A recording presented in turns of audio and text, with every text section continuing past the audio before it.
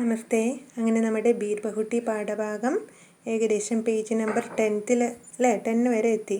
നമ്മളെവിടെയാണ് നമ്മുടെ സുരേന്ദ്ര മാസ്റ്റർജിയെ പരിചയപ്പെട്ടു അല്ലേ. ആ മാസ്റ്റർ വ്യവഹാരം നിങ്ങളുടെ മനസ്സിൽ വരുന്നുണ്ടല്ലോ. എങ്ങനെയായിരുന്നു മാസ്റ്റർ പെരുമാറ്റം, അതൊക്കെ നമ്മൾ റഫ് ബുക്കിൽ നോട്ട് ചെയ്ത് വെച്ചിട്ടുണ്ടല്ലോ അല്ലേ. ആ പോയിന്റുകൾ നിങ്ങൾ എളുപ്പമുള്ള പോയിന്റുകൾ പഠിക്കുക. ഇനി നമുക്ക് അപ്പോൾ അങ്ങനെ ആകെ വിറച്ചുകൊണ്ട് നിൽക്കുന്ന നമ്മുടെ ബേലയാണ് നമ്മൾ കാണുന്നത് അല്ലേ. അപ്പോൾ ഇനി എന്താണ് സംഭവിക്കുകയെന്ന് നമുക്ക് അടുത്ത പാരഗ്രാഫിലേക്ക് ഒന്ന് പോയി നോക്കാം. എല്ലാവരും റെഡിയാണല്ലോ. അപ്പോൾ പേജ് നമ്പർ 10 എടുക്കാം. സെക്കൻഡ് പാരഗ്രാഫിലേക്ക് നമുക്ക് പോകാം. बेला का मन बहुत खराब हो गया. ബേലയ്ക്ക് ആകെ മനസ്സാകെ മടുത്തു. ഈ മാഷ്ട പെരുമാറ്റത്തോടു കൂടി ബേലയുടെ മനസ്സാകെ മടുത്തു തുടങ്ങി. മാഡ് സാബ് ചാഹെ മുझे പീഡ് ലേത്തെ മഗർ സാഹിൽ കെ സാമനെ നഹീം. മാഷിനെ അടിച്ചിരുന്നെങ്കിൽ കുഴപ്പമില്ലായിരുന്നു, പക്ഷേ ഇത് സാഹിലിൻ്റെ മുമ്പിൽ വെച്ച് ഇങ്ങനെ അപമാനിക്കണ്ടായിരുന്നു. അതായിരുന്നു അവൾക്ക് ഏറ്റവും വിഷമം. കാരണം സാഹിലിൻ്റെ മുന്നിൽ അവൾ നല്ലൊരു കൂട്ടുകാരിയാണ് അല്ലേ. അപ്പോൾ സാഹിലിൻ്റെ മുമ്പിൽ ഈ മാഷ് ഇങ്ങനെ ചെയ്തത് അവൾക്ക് സഹിക്കാൻ പറ്റിയില്ല. ഓ സാഹിൽ കെ സാമനെ ഖുദ് കോ ശർമിത് മഹസൂസ് കർ രഹി ഥി. അവൾ സാഹിലിൻ്റെ മുമ്പിലാകെ വളരെ നാണം കെട്ടുപോയി. ക്യോങ്കി वो जानती थी कि वो സാഹിൽ की नज़र में बहुत अच्छी है. എന്തുകൊണ്ടെന്നാൽ അവൾക്ക് അറിയാമായിരുന്നു സാഹിലിൻ്റെ ദൃഷ്ടിയിൽ അവളൊരു നല്ല കുട്ടിയാണ്. ജബ് वो उसके पास आकर बैठी उसे नज़र नहीं मिल पाई. ഇന്ന് അവളപ്പോൾ സാഹിലിൻ്റെ അടുത്ത് ഇരിക്കുമെങ്കിലും അവൻ്റെ മുഖത്തേക്ക് നോക്കാൻ അവൾക്കൊരു മടിയായിരുന്നു. എന്താ കാരണം? സാഹിൽ ഇതെല്ലാം കണ്ടിട്ടുണ്ട് അല്ലേ. ബേലയെ ചീത്ത പറയണ കാര്യങ്ങളും എല്ലാം സാഹിൽ കണ്ടിട്ടുണ്ട്. അത് കാരണം സാഹിൽ ഇവളുടെ മുഖത്തേക്ക് നോക്കാൻ പോലും ഒരു മടിയായിരുന്നു. दीपावली की छुट्टियों के बाद जब स्कूल खुला तो बेला के सिर पर सफ़ेद पट्टी बंधी थी. ഇനി പറയാൻ പോണത് ഒരു ഹോളിഡേ വന്നു. അങ്ങനെ സ്കൂള് വെക്കേഷൻ ആയിരുന്നു. എന്ത് ഹോളിഡേ വന്നത്? ദീപാവലിക്ക് ചുട്ടിയോ. അത് നോട്ട് ചെയ്ത് വെക്കുക കേട്ടോ. ദീപാവലിക്ക് ചുട്ടി. ദീപാവലി ഹോളിഡേയിൽ എന്താ ഉണ്ടായത്? സ്കൂള് തുറന്നപ്പോൾ ബേലയുടെ തലയിൽ ഒരു വെള്ള ബാൻഡേജൊക്കെ ഒട്ടിച്ചിട്ടാണ് വരണത്. കോയി ഉസേ ഹോയ് ഹോയ് സഫേദ് പട്ടി കഹാ രഹാദ तो कोई സുൽത്താന ടാക്കു തോ കോയി കുച്ച് കകക്കർ ചിടാ രഹാദ. ഈ വെള്ള ബാൻഡേജൊക്കെ ഒട്ടിച്ച് സ്കൂളിൽ ചെല്ലുമ്പോൾ ക്ലാസ്സിൽ പെട്ടെന്ന് കയറി വരുമ്പോൾ സ്വാഭാവികമായിട്ട് കൂട്ടുകാരൊക്കെ ഈ കളിയാക്കണ സ്വഭാവം ഉണ്ട് അല്ലേ. കുട്ടികൾ ഓരോന്നും പേര് വിളിച്ച് കളിയാക്കാണ്. ഹോ ഈ സഫേദ് പെട്ടി, വെള്ള ബാൻഡേജ് ഇട്ടവളെ, അതുപോലെ സുൽത്താന ടാക്കു, കൊള്ളക്കാരി രാജ്ഞി, അങ്ങനെയൊക്കെ പറഞ്ഞ് പല പേരിലും ഈ ബേലേനെ ഇങ്ങനെ കളിയാക്കാണ് തലയിലാ കെട്ട് കണ്ടിട്ട്. ये क्या हो गया बेला? സാഹിൽ ने परेशान होते हुए पूछा. സാഹിലിനാണ് ആകെ ടെൻഷനായി. ഇവളിങ്ങനെ തലയിൽ വെള്ള കെട്ടൊക്കെ കെട്ടി വരുന്നതായിട്ട് സാഹിൽ ചോദിക്കുകയാണ്, എന്താ പറ്റിയ ബേല? ഛത്ത് സെ ഗിർ ഗയി ബേലാനെ ഹംസ്തേ ഹുയേ കഹാ. ഞാൻ മുകളിൽ നിന്ന് വീണതാണ്. ബേല വളരെ പുഞ്ചിരിച്ചുകൊണ്ടാണ് പറയണത്.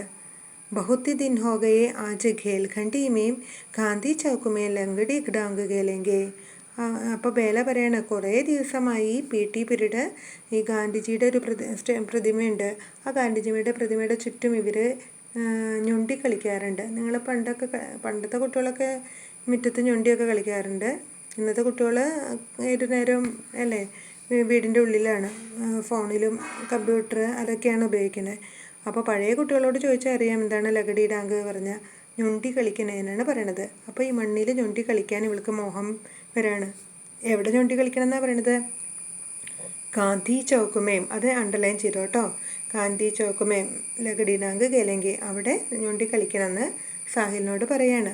നഹീം കേലെങ്കി തേരെ ഫിർമേ ഫിർഫേ ലഗാ ജായേങ്കി തോ. ഇപ്പോൾ കളിക്കാനൊന്നും പോകണ്ട, നിൻ്റെ തലയിൽ കണ്ടില്ലേ നീ, തലയിലത്തെ മാറട്ടെ. സാഹിലൊരു നല്ല മുതിർന്ന ചേട്ടനെ പോലെ പറയണം അല്ലേ. ഇപ്പൊന്നും കളിക്കണ്ട, നിൻ്റെ തലയിൽ അങ്ങനെ ഇരിക്കല്ലേ, കെട്ടിയിരിക്കല്ലേ. നഹി ലഗേങ്കി ബേലാനെ സിന്ദഗി. ബേലയ്ക്കാണെങ്കിൽ വാശിയായി, എന്തുതന്നെയായാലും കളിക്കണം എന്ന് പറഞ്ഞ് ഇവനോട് വാശി പിടിക്കുകയാണ്. और वे हमेशा की तरह सारे बच्चों के साथ गांधी चौक की बालू में पूरी खेलगंडी ലഗടി ഡാങ്ക് കേലെ.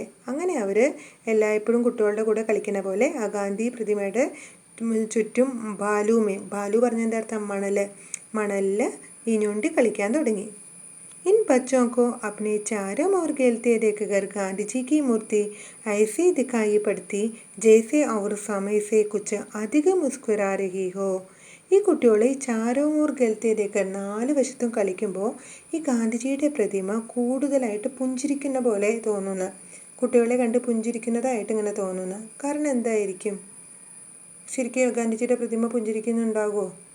അതായത് ഗാന്ധിജിക്ക് കുട്ടികളെ വലിയ ഇഷ്ടമാണ് അല്ലേ?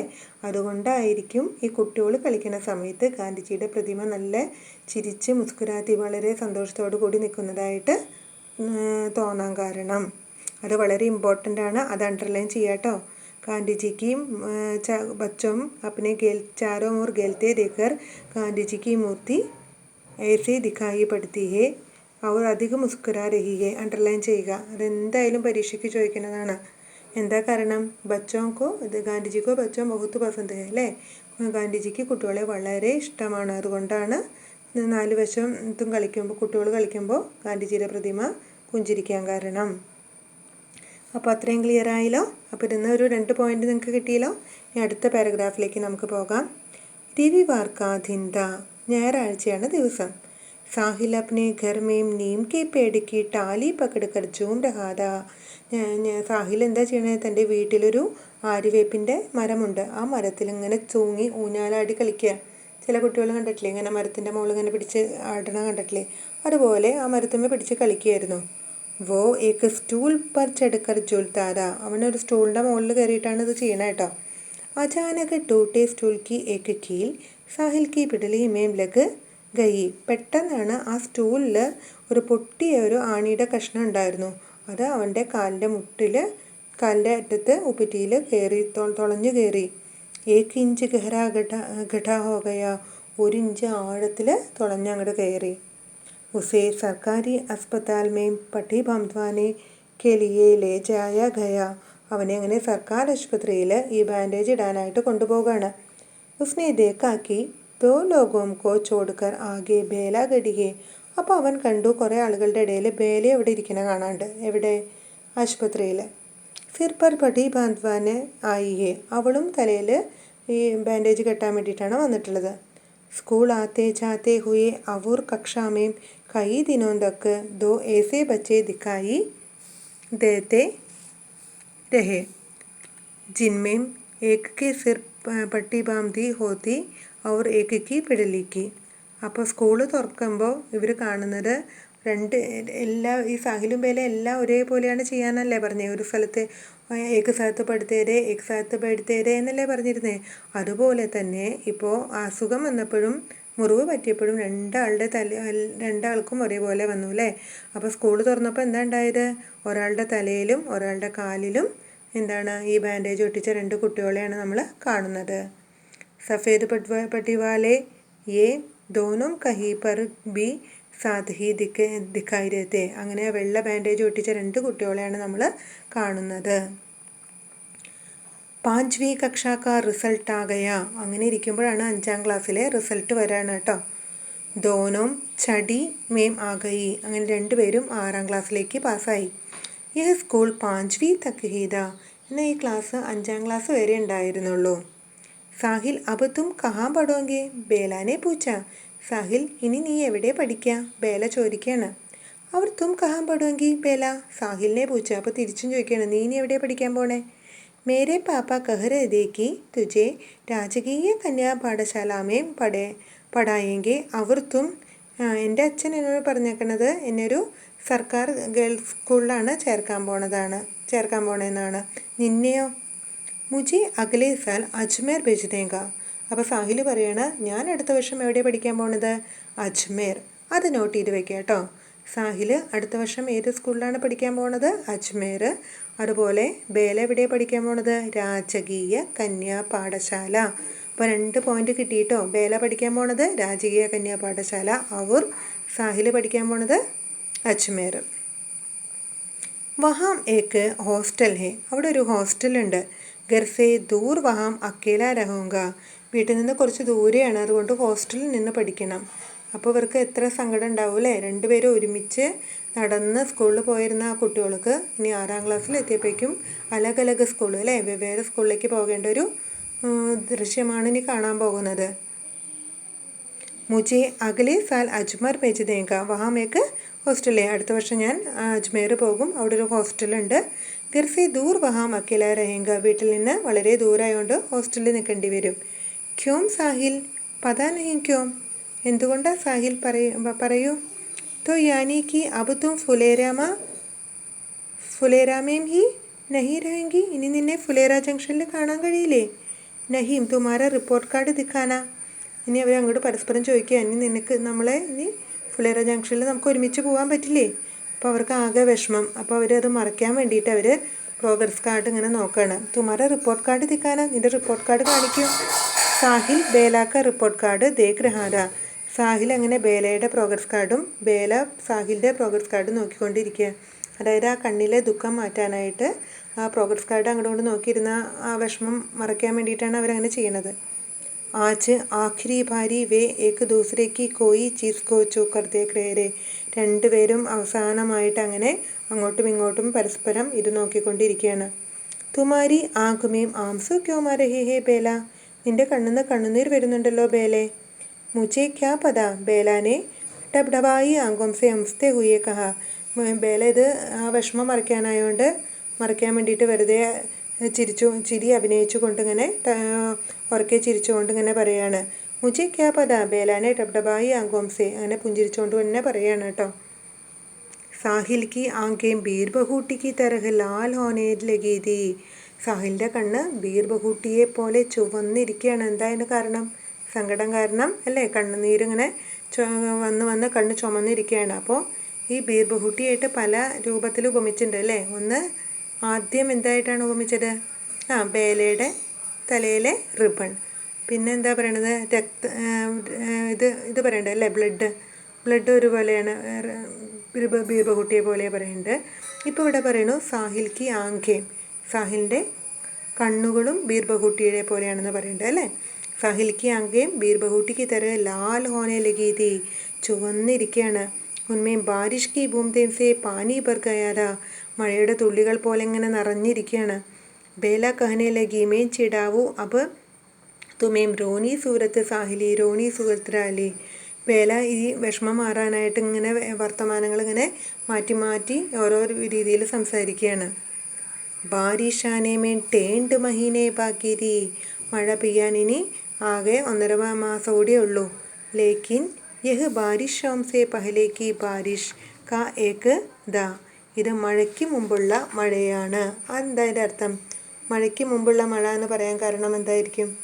മഴക്കാലം വരാൻ ഇനി 1.5 മാസം ബാക്കിയുള്ളൂ അല്ലേ. പക്ഷെ അത് മഴക്കാലത്തിന് മുമ്പുള്ളൊരു മഴ ദിവസമാണെന്ന് പറയാൻ കാരണം എന്താണ്? ഒന്ന്, ഇവരുടെ കണ്ണുനീരിലുള്ള ദുഃഖം അല്ലേ, അതാണ് പറയണത്. അതിനെയാണ് മഴയായിട്ട് ഉപമിച്ചിരിക്കുന്നത്. ആസ്മാൻ മേ ഘടായേം ഗിരേതി, ആകാശമേ കാർമേഘങ്ങൾ വന്നു. ധൂൽ ഭരി തേസ് ഹവായേം ചൽ രഹി തീ, കാറ്റ് വീശാൻ തുടങ്ങി. പാനി ബർസ് രഹാതെ, മഴ വർഷിക്കാൻ തുടങ്ങി. ഫുലേര കസ്ബേക്ക് ബാദൽ ചായി ഏക് ഗലി മേ 5വീं से ചടി മേ ചലി ഗയി ഏക് ലടുക്കി ജാ രഹി തീ. ഫുലേര ടൗണിൽ 5ാം ക്ലാസ്സിൽ നിന്ന് 6ാം ക്ലാസ്സിലേക്ക് ഒരു പെൺകുട്ടി പോകുന്നുണ്ട്. ഉസ്കെ ബുരേ ബാൽ ബീർ ബഹൂട്ടിയോം കാ രംഗ് കെ ലാൽ റിബൺ ജേസെ ബന്ധേരെ, അവളുടെ മുടി ബീർ ബഹൂട്ടിയുടെ നിറം പോലെ ചുവന്ന റിബണാണ് കെട്ടിയിരിക്കുന്നത്. ദൂസരി ദിശാക്കോ ജാത്തെ ഏക് ഗലിമേം 5വീं से ചടി മേ ഗയ ഏക് 11 സാൽ കാ ലഡ്ക. എന്നാൽ വേറൊരു ദിശയിലേക്ക് നടന്നു പോകുന്ന ഒരു ആൺകുട്ടിയെ കാണാം. അതാരായിരിക്കും? സാഹിൽ അല്ലേ. 5ാം ക്ലാസ്സിൽ നിന്ന് 6ാം ക്ലാസ്സിലേക്ക് പോകുന്ന ഒരു 11 വയസ്സുകാരനെ വേറൊരു ദിശയിലേക്ക് പോകുന്നതായിട്ടും കാണാം. അപ്പോൾ കഴിഞ്ഞ വർഷമൊക്കെ അവർ ഒരുമിച്ച് പോയിരുന്നത്, ഇപ്പോൾ ആ ഫുലേര ജംഗ്ഷനിൽ രണ്ടുപേരും 2 റൂട്ടിലേക്കാണ് പോകുന്നത്. इसकी पिडली में बीर बहूटी के रंग का सा 1 इंच लंबा ചോട് കാ നിശാന്തി. ഇസ്കി പിടിലിമേം, അവൻ്റെ കാലിൽ ഇപ്പോഴും ബീർ ബഹൂട്ടിയുടെ പോലെ തന്നെ ചുവന്ന നിറത്തിൽ ആ മുറിവിൻ്റെ അടയാളം ഇപ്പോഴുമുണ്ട്. അപ്പോൾ പല രീതിയിൽ ബീർ ബഹൂട്ടിയെ ഇവിടെ ഉപമിക്കുന്നുണ്ട് അല്ലേ. എത്ര രീതിയിലാണ് ഉപമിച്ചിരിക്കുന്നത്. അപ്പോൾ ആ പോയിന്റുകൾ ഏതൊക്കെയാണെന്ന് നിങ്ങൾ റഫ് ബുക്കിൽ നോട്ട് ചെയ്ത് വെക്കുക കേട്ടോ. അതോടുകൂടി നമ്മുടെ ഈ പാഠഭാഗം തീർന്നു. എല്ലാവർക്കും വിഷമം ഉണ്ടാവും അല്ലേ. ആ സാഹിലും ബേല ഇത്രയും ദിവസം എത്ര ആസ്വദിച്ച് അല്ലേ വന്നിരുന്ന ആ കാലം, മഴയൊക്കെ കണ്ട് ബീർ ബഹൂട്ടിയെ തപ്പി വയലിൽ കൂടെ പോയി അവിടെ നിന്ന് ഇങ്ങനെ സന്തോഷിച്ച് പോയിരുന്ന ആ കാലം മാറി ഇപ്പോൾ അവർ റിസൾട്ട് വന്നപ്പോൾ അവരുടെ ക്ലാസ്സിൽ 5ാം ക്ലാസ് വരെ ഉള്ളൂ. അത് കാരണം രണ്ടുപേർക്കും ഡിഫറെൻറ്റ് സ്കൂളിലേക്ക് പോകേണ്ടി വരാണ്. ആ ഒരു വിഷമം അല്ലേ, വളരെ ദുഃഖം തന്നെയാണ് ലാസ്റ്റ് ഭാഗത്തിൽ വർണ്ണിക്കുന്നത്. അപ്പോൾ എല്ലാവർക്കും ഈ പാഠം മനസ്സിലായി എന്ന് വിചാരിക്കുന്നു. ഇഷ്ടപ്പെട്ടെങ്കിൽ എനിക്ക് വേണ്ടി സബ്സ്ക്രൈബ് ചെയ്യണം. ഇഷ്ടമായെങ്കിൽ ലൈക്ക് ചെയ്യാൻ മറക്കരുത്. Thank you.